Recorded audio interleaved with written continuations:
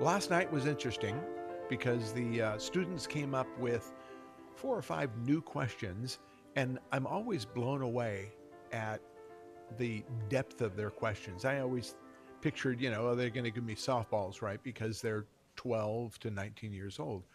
And here are some of the questions they came up with, adding to the 24 questions that we already had. Old Earth or young Earth? What does the Bible teach? And what about dinosaurs? That'll be an interesting one That's to just one tackle. question. Yeah, one question. Oh boy. Spiritual gifts. Are they something that my church should support? And what about this speaking in tongues? It's from a 12-year-old. Wow. Yeah. My friend says she's trans. Should I call her by her boy name, he, him, or should I Wow. ignore it?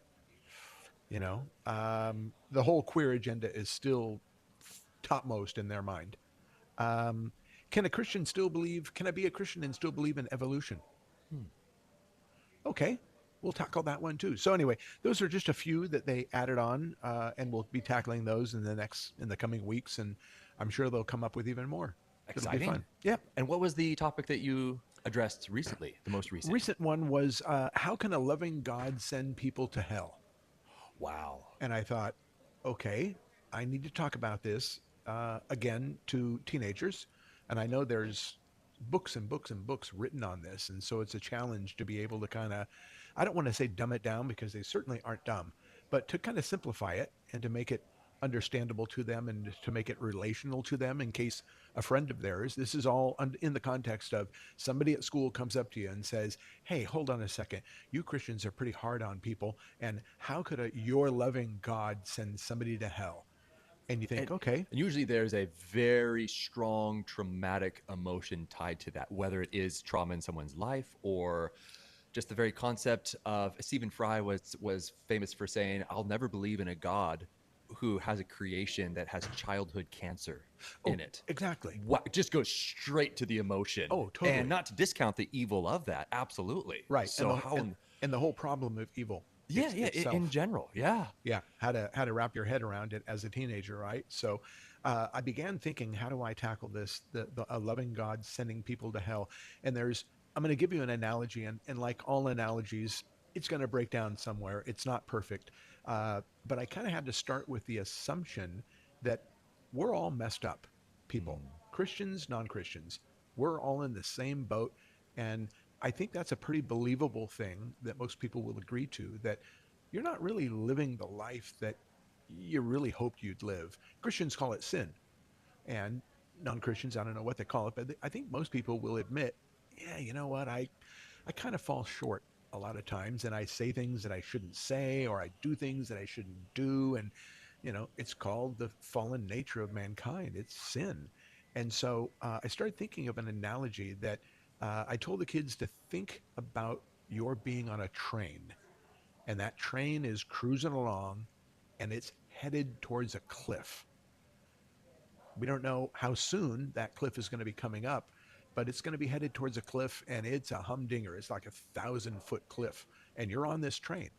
The analogy I asked them to think about, because most of them have seen uh, Tom Cruise in Mission Impossible. Mission Impossible, right? Yes. The And train scene. absolutely. And I actually looked up that train scene on YouTube, and to my surprise and enjoyment, they entitled it "The Train to Hell." And I thought, Okay. oh, perfect, perfect. So here you are on this train cruising along, and it's headed towards a cliff, and the train stops, and the doors open up, and Jesus is standing there, and he says, "I'm going to offer you to get off. You can get off anytime you want, because this train is headed to a cliff." And most people, well, some people say, no thanks. And the doors close and the train continues on, and then it stops again. Doors open up. There's Jesus. I'm going to offer you to get off right now, free of free of charge. It's grace. I'm offering you a chance to get off this train that is headed towards a cliff. And the kid may look over his shoulder and see that all of his friends are on the train and they're partying and they're living life to the fullest It's a and very they're having a comfortable fun time. train. Absolutely, a comfortable train. And they say, no thanks. And let's say the train continues on and it stops again. And This time Jesus is saying, I beg you to get off because this train is headed towards a cliff. It's headed to hell, and it's a free gift. All you need to do is take my hand. Some people get off, some people don't get off. And those are opportunities in a person's life where they are presented with the gospel. They're presented with the offer of Jesus Christ to have them get off the train. So we're all on the train. Some of us get off, some of us don't. So it's not necessarily God sending us to hell. We're headed there already. And God, far from sending us to hell, he's offering us a free gift to get off the train and to avoid that eventual cliff that we're all headed towards. And most kids got it, other than chastising me and giving me a bad time because I spoiled the movie for them. For those who had not seen it. Well, did they really think Tom Cruise was going to die in this Mission Impossible? Did. Yeah. So I told them, okay, you know what? Tom Cruise doesn't die. And they all screamed. They said, no. And I said, what do you think? Tom Cruise is going to die? Are you kidding me? Anyway, we had fun with that in a way to answer a really heavy question for teenagers about how could a loving God send us to hell? And the short answer is he doesn't. We're headed there anyway. This is very similar to what R.C. Sproul talks about in Legionnaire Ministries. He says, so many people are hyperfixated on the evil of this world, and they don't realize that it's not evil. This is normal. This is the baseline. We're all defaulting to going to hell. Right. And instead of focusing on that and shaking our tiny little angry fists at God saying, how dare you send all these people to hell? Instead, we should be raising our hands saying, thank you so much for sparing me to get off this train. Right. So this question is specifically, why could a loving God send people to hell? But the problem of evil is almost a step back from that, because that's looking down the road. That's assuming the train is going to fall off the cliff, and not a lot of people know that they can look out the window and see where the train is going. They're in their own little comfortable world on this proverbial train, but there's still evil going on this train. Yeah. And if the train conductor claims that this is his train and he's worked so hard, how come there's food poisoning everywhere, or how come there's so much evil going on the train itself? Yeah. So how would you explain these small little pieces of evil? We're not talking about hell down the road. We're talking about how could I be abused as a child? I was innocent. How could I deserve this? Right. Where was God then? Yeah. That's another week. That's another question. That's another week. Because my lessons I try to keep them between 10 and 15 minutes is all. Okay. And there is another question that they ask, why is there so much evil in the world? Right. And it's kind of a subset to another question that I attempted to answer is, it was especially just after the assassination of Charlie Kirk. Why did Charlie have to die? And that was just a heavy week that we went through. So there are a lot of subsets to that question of evil, and why is there so much evil in the world, and how could God allow somebody to come in with a gun and shoot up a lot of kids in school? These horrendous acts, and trying to balance that with our faith and with the omniscience of a loving God. And could he have stopped that, and why didn't he stop it? These are really, really heavy questions. Back to the train, I failed to mention those stops along the way. You don't know when the stops are going to stop. Oh. And those stops along the way are your day of death. You mean you don't know when that train is going to end, Right. where that cliff is, nor do you know where the stops are. Right. You don't know where the cliff is, and you don't know whether the last denial that you said no thanks to Jesus, that might be your last door opening. The door may not open again. You could die tomorrow, basically. Right. Ooh, and that's so- hard when you're in a very comfortable, relatively safe culture and society.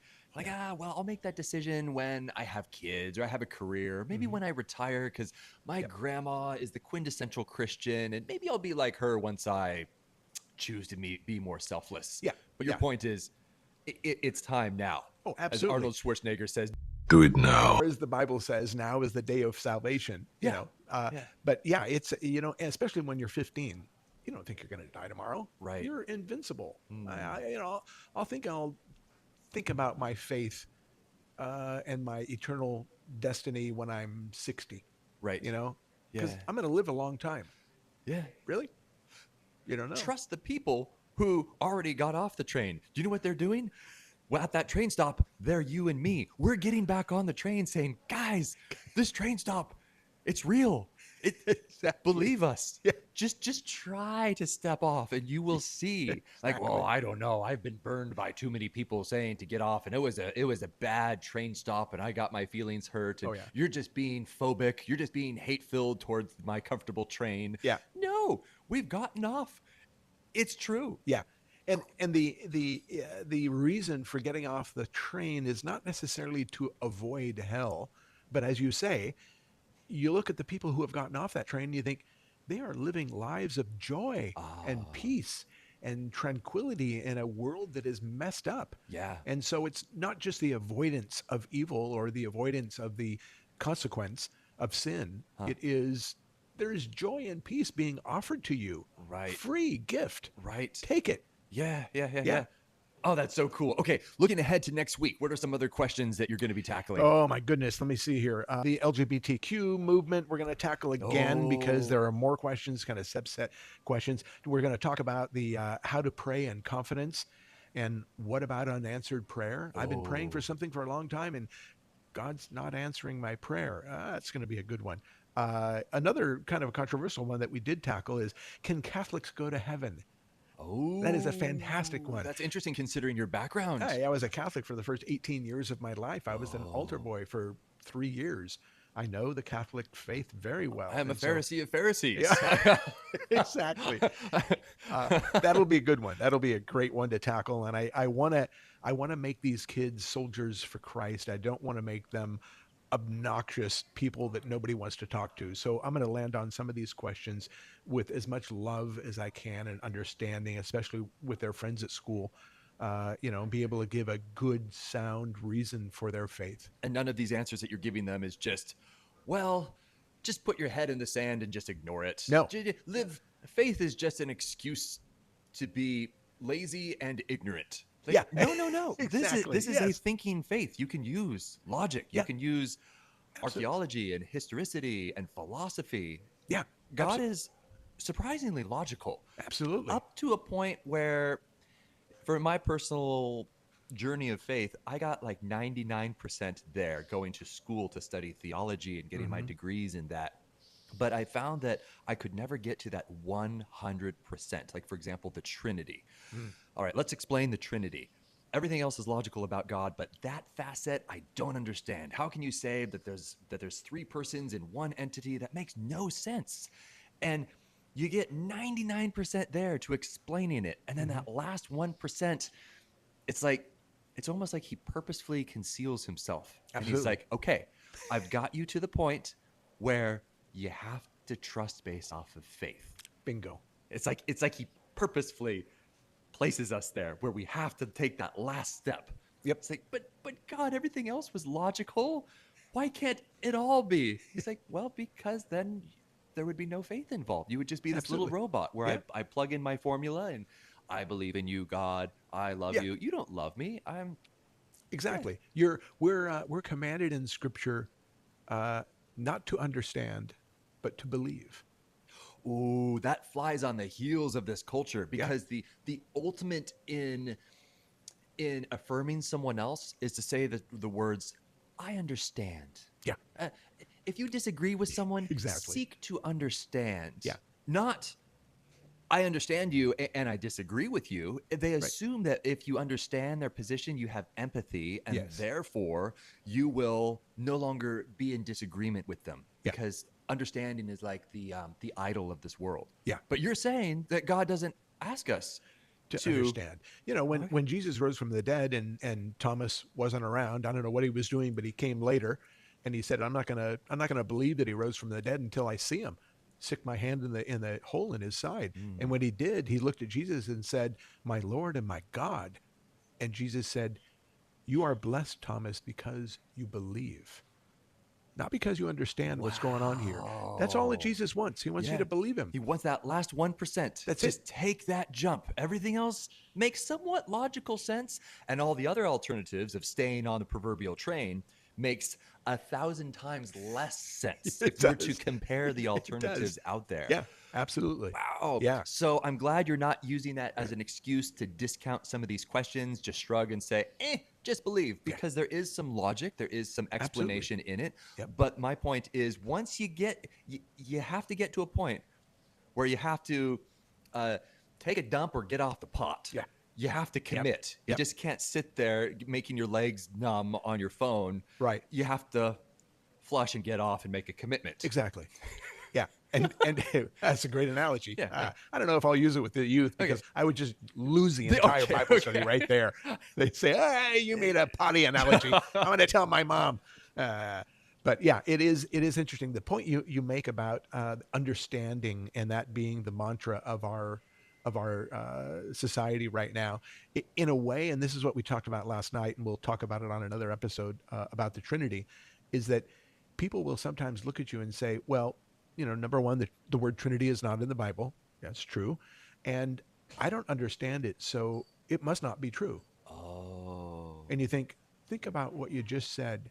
You're saying that since you fully can't understand the God of the universe, the God who created the stars in the heavens, that, I don't understand that, so I'm not going to believe it. His ways are so far from our ways. He is so awesome that we really think we little gnats down here on earth are going to fully understand the nature of our God. Anyway, we can barely understand the things in our physical seeing world, and totally. yet we still don't deny their existence. Absolutely. Gravity, Yeah. multiple universes throughout space, time, continue to talk about quantum physics, and yet we shrug and say, well, well, it's real. Yeah. Really? Do you fully understand it? No. But I see the evidence of it. That's a great point. That's what faith is. It's evidence of things that we cannot see. Exactly. It's that's why it kind of bothers me when people say, well, you have a blind faith. There's no such thing as a blind faith, because in order to have faith, you need to acknowledge something with your eyes. You need to observe evidence of something. I'm sitting in a chair. I've observed other people sitting in it. Exactly.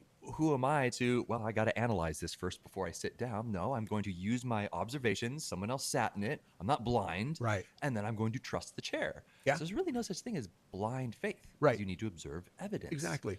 Josh McDowell is famous in saying, in order to believe in the Christian faith, it takes faith. Faith, yes. Credulity, no. Credulity means the undue readiness of belief. We have a thinking faith. We have a historical faith that a lot of things can be proven.